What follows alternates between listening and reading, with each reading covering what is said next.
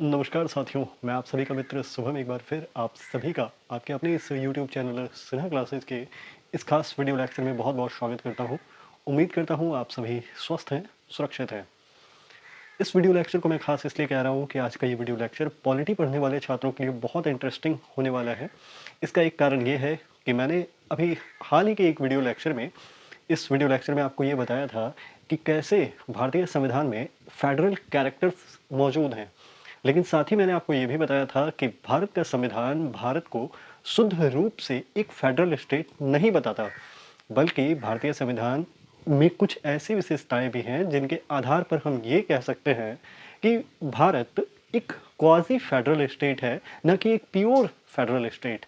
तो आज इस वीडियो लेक्चर में हम ये समझेंगे कि भारतीय संविधान में वे कौन सी विशेषताएं हैं जो भारतीय संविधान की एकात्मक व्यवस्था की विशेषता को बतलाता है। औपचारिक रूप से एक बार मैं आपको याद दिलाऊं कि भारतीय संविधान के बारे में कहा जाता है, और ये सच है, कि भारत का संविधान विश्व का सबसे बड़ा संविधान है। इतना ही नहीं, ये हस्तलिखित है, इसकी कोई टाइपिंग नहीं हुई थी, बल्कि एक व्यक्ति ने अपने हाथों से इसे लिखा था, और उस महान व्यक्ति का नाम प्रेम बिहारी नारायण राय ज़्यादा है। और इसकी जो मूल प्रति है वो आज भी सुरक्षित है, जो संविधान की, जो कॉन्स्टिट्यूशन की ओरिजिनल कॉपी है।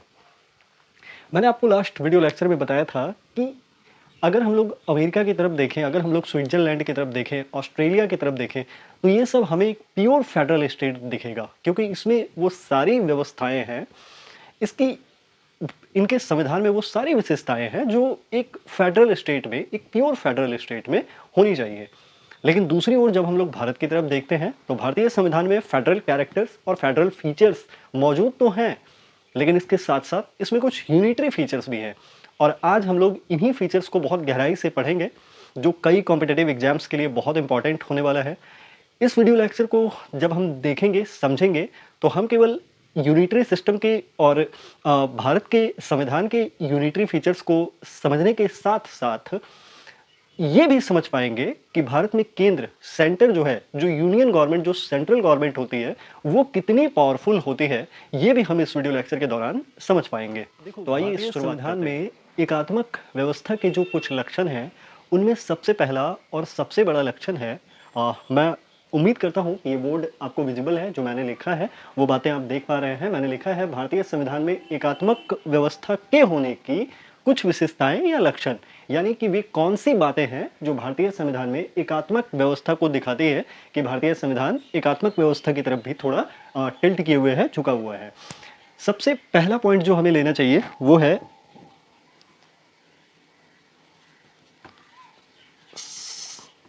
एक सशक्त केंद्र। इसका मतलब पावरफुल सेंटर।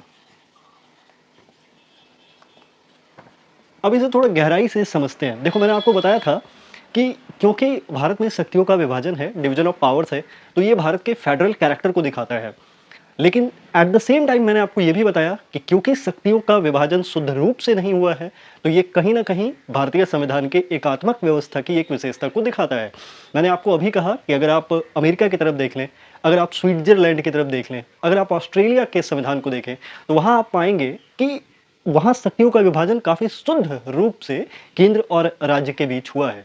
लेकिन भारत में ऐसा नहीं है। इसका एक प्रमाण ये है कि मैं उम्मीद करता हूं कि आपको जानकारी होगी, अगर आपने पिछला वीडियो लेक्चर देखा होगा तो निश्चित रूप से आपके पास ये जानकारी होगी कि भारत में 3 तरह की सूची काम करती है: यूनियन लिस्ट, स्टेट लिस्ट और कॉन्करेंट लिस्ट। अगर मैं हिंदी में कहूं तो केंद्र सूची, राज्य सूची और समवर्ती सूची।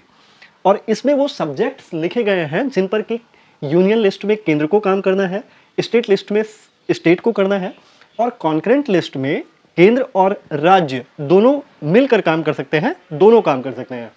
यहां पे अगर मैं मूल संविधान की बात करूं तो यूनियन लिस्ट में 97 सब्जेक्ट्स थे। ध्यान रखिएगा, मैं मूल संविधान की बात कर रहा हूं। स्टेट लिस्ट में 66 थे और कॉन्करेंट लिस्ट में 47 थे। तो बड़ी सिंपल सी बात है, ये कोई भी समझ सकता है कि यूनियन लिस्ट के पास सब्जेक्ट्स की संख्या अधिक है स्टेट लिस्ट के मुकाबले में। तो इसका मतलब साफ है कि केंद्र, भारत में जो केंद्र है वो एक सशक्त केंद्र है, वो एक पावरफुल सेंटर का निर्माण करता है भारतीय संविधान। इसके साथ साथ और एक एक्सेप्शन मौजूद है भारत में। मैंने आपको लास्ट इस कड़ी के पहले वाले भाग में बताया था कि कुछ ऐसे पावर्स जो कुछ ऐसे सब्जेक्ट्स जो यूनियन, स्टेट और कॉन्करेंट किसी में नहीं आ रहे, यानी ऐसी शक्तियां जिन्हें हम अवशिष्ट शक्तियां, रेसिडुअरी पावर्स कहते हैं।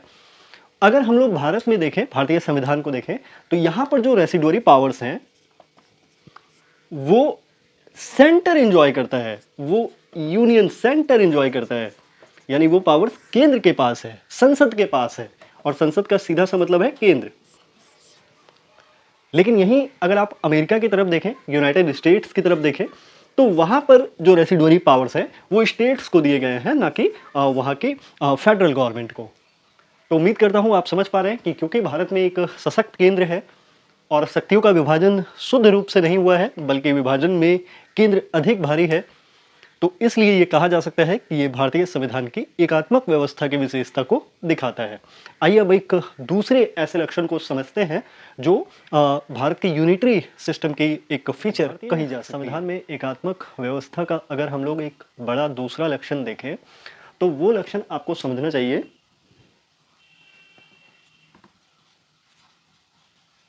एकल संविधान व यानी और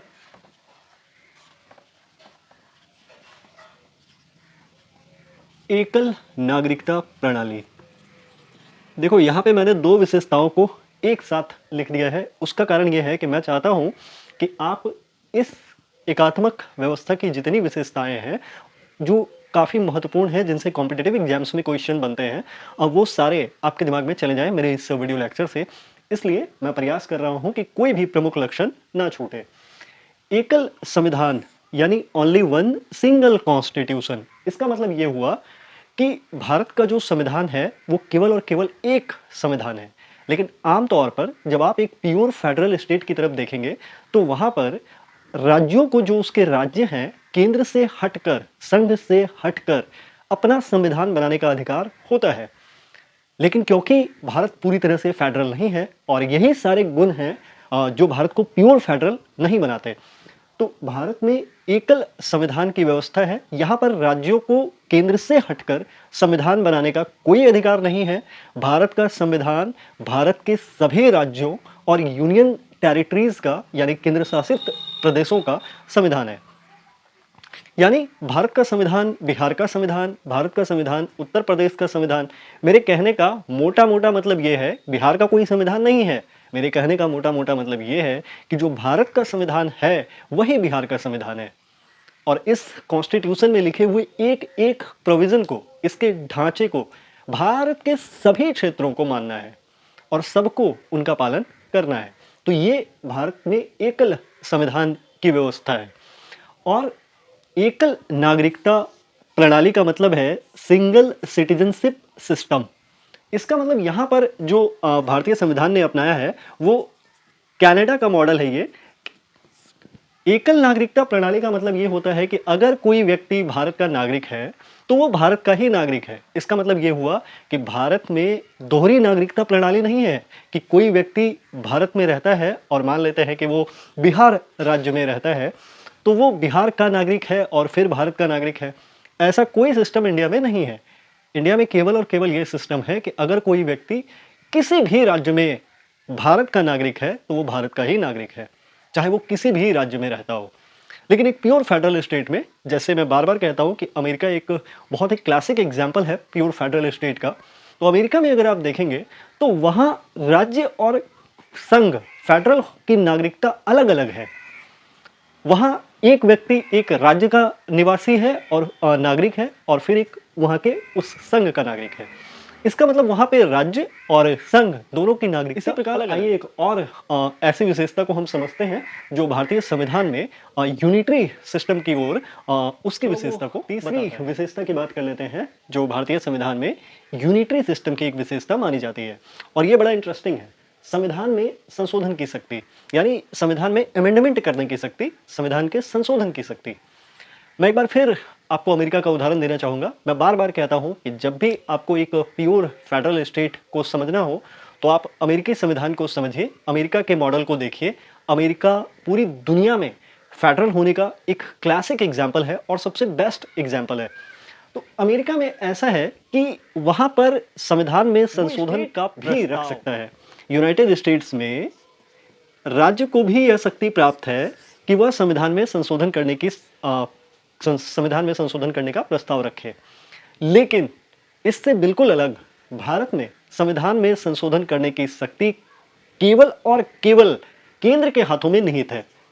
यानी केवल और केवल भारत में संविधान संशोधन करने की शक्ति केवल और केवल सेंटर के पास है। सेंटर, यह एक संसदीय प्रक्रिया है और उसके दौरान ही उसको पार कर ही संविधान में संशोधन किया जा सकता है।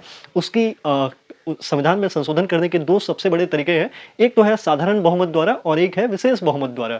खैर ये एक अलग डिबेट है, ये अलग एक विषय है, इस पर कभी और बात करेंगे। फिलहाल हम लोग केवल ये समझते हैं कि भारत में जो संविधान में संशोधन करने की शक्ति है वो राज्यों को नहीं है, राज्य इसमें किसी प्रकार से भाग नहीं लेता। जबकि एक प्योर फेडरल स्टेट में संविधान में संशोधन करने का प्रस्ताव या उसका अधिकार राज्य को भी कहीं ना कहीं मिलता है। एक और जो बड़ी विशेषता मानी जाती है भारतीय संविधान में, जो ये दिखाती है कि भारत का संविधान एकात्मक व्यवस्था की तरफ झुका हुआ है, वो है राज्यपाल की नियुक्ति। ये आपने सुना होगा ना, राज्यों के राज्यपाल, उनकी जो नियुक्ति है वो भी कहीं ना कहीं ये दिखाती है कि भारतीय संविधान एकात्मक व्यवस्था की तरफ झुका हुआ है। मैं एक बार फिर आपको एग्जाम्पल से समझाऊं कि अमेरिका में जो राज्यपाल होते हैं, ये ध्यान रखिएगा कि वो इलेक्टेड होते हैं, वो निर्वाचित होते हैं, जो यूनाइटेड स्टेट्स में होते हैं। लेकिन इस मामले में भी, राज्यपाल की नियुक्ति वाले मामले में भी, भारत ने कनाडा का मॉडल अपनाया है। यहां पर राज्यपाल की नियुक्ति होती है, बल्कि वो निर्वाचित नहीं होता। इसलिए आपने पुस्तकों में देखा होगा कि वह राष्ट्रपति के प्रसाद पर्यंत अपने पद पर बना होता है। इसका मतलब यह है कि राज्यपाल की नियुक्ति राष्ट्रपति करते हैं भारत में। और राज्यपाल के विषय में सबसे बड़ा विवादित मामला भी यही है, भारत के संदर्भ में कह रहा हूं, कि अक्सर यह माना जाता है कि राज्यपाल केंद्र का एजेंट के रूप में या प्रेसिडेंट के एजेंट के रूप में काम करता है। क्योंकि भारत में राज्यपाल की नियुक्ति प्रेसिडेंट के द्वारा होती है और जैसा मैंने आपको बताया वो प्रसाद पर्यंत इस पद पर बना होता है, इसकी कोई व्यवस्था नहीं है चुनाव की। तो ये कहीं ना कहीं इस बात को दिखाता है कि राज्यपाल एक एजेंट के रूप में, जो केंद्र का एक एजेंट हो, उस रूप में राज्यों में इतना ही नहीं, केंद्र राज्यपाल के माध्यम से, गवर्नर के माध्यम से राज्य पर अपना नियंत्रण भी स्थापित करता है, उस पर अपना नियंत्रण भी रखता है। तो ये कहा जा सकता है कि इस मामले में भी कहीं ना कहीं भारतीय संविधान केंद्र को अधिक शक्तिशाली बना रहा है। आइए एक और विशेषता, पांचवी और अंतिम वो विशेषता जो मैं आज इस वीडियो लेक्चर में आपको समझाने वाला हूं, जो इंडियन कॉन्स्टिट्यूशन में यूनिटरी फीचर्स को दर्शाता है, वो है अखिल भारतीय सेवाएं। अखिल भारतीय सेवाएं को अगर मैं इंग्लिश में बोलूं तो इसका मतलब होता है ऑल इंडिया सर्विसेज। और मैं उम्मीद करता हूं कि दर्शक बड़े ध्यान से इसे देखेंगे भी और समझने का भी प्रयास करेंगे। देखो, आमतौर पर हर एक फेडरल स्टेट में संघ और राज्य के अपनी अपनी लोक सेवाएं होती हैं। भारत में भी ऐसा है। जैसे अगर मैं आपको अमेरिका के बारे में बताऊं, यूनाइटेड स्टेट्स के बारे में बताऊं, तो वहां भी है संघ के लिए अलग और स्टेट्स के लिए अलग अपनी अपनी लोक सेवाएं हैं दोनों की। इंडिया में भी ऐसा है, इंडिया में भी केंद्र और राज्य की अपनी अपनी लोक सेवाएं हैं। लेकिन इसके अतिरिक्त एक्सेप्शनली इंडिया में ऑल इंडिया सर्विसेज भी मौजूद है। और ऑल इंडिया सर्विसेज के 3 भाग माने जाते हैं। पहला भाग है आईएएस, इंडियन एडमिनिस्ट्रेटिव सर्विस, दूसरा है आईपीएस, इंडियन पुलिस सर्विस, और तीसरा है आईएफएस, इंडियन फॉरेस्ट सर्विस। यानी भारतीय प्रशासनिक सेवा, भारतीय पुलिस सेवा और भारतीय वन सेवा, ये तीनों ही सेवाएं अखिल भारतीय सेवाएं के अंतर्गत आती हैं। और मैं आपकी जानकारी के लिए बताऊं कि यूनियन पब्लिक सर्विस कमीशन के द्वारा इन सेवाओं के सदस्यों का चयन होता है। अगर और भी खुले शब्दों में कहूं तो इन सेवाओं के लिए जिन कैंडिडेट्स का चयन होता है, उनको चयन करने का, उनको प्रशिक्षित करने का ये सारा अधिकार केंद्र ने अपने पास रखा है। और ध्यान रखिएगा कि अखिल भारतीय सेवाओं में चुने जाने वाले सदस्य केंद्र और राज्य दोनों के लिए ही हैं। यानी वो दोनों को सेवाएं देंगे, केंद्र को भी देंगे और राज्य को भी देंगे। और इतना ही नहीं, ऑल इंडिया सर्विसेज की जो ये तीनों सेवाएं हैं, इस पर अगर मैं और खुले शब्दों में कहूं तो पूरी तरह से कंट्रोल, इस पर पूरी तरह से नियंत्रण केंद्र सरकार का होता है, यानी यूनियन गवर्नमेंट का होता है, सेंट्रल गवर्नमेंट का होता है।